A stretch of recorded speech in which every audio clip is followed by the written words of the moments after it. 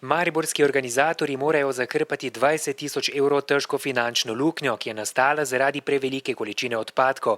Glede zbiranja finančnih sredstev ostajajo optimistični. Pričakujemo prvič od naših organizatorjev iz Ljubljane, da nam bojo primaknili, če se bo še kaj nateklo tega denarja.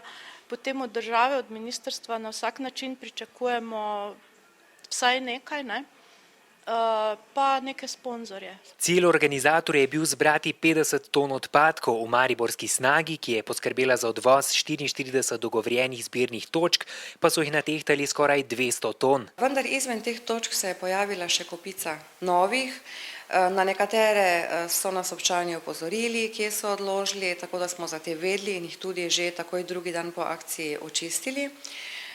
Nekatere lokacije pa odkrivamo še danes. Nevarnih odpadkov, kot so azbestne plošče, niso zbirali.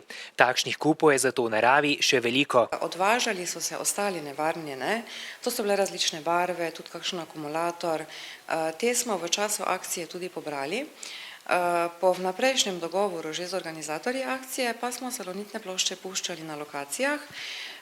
Zdaj seveda se te plošče niso pojavile na vseh lokacijah, predvsem ne tukaj v centru mesta, ampak rečemo, da recimo na polovici vseh lokacij pa te salonitne plošče so. Organizatorji bodo o vseh nevarnih odlagališčih za azbestom pristojne inšpekcijske službe obvestili predvidoma do sredine maja.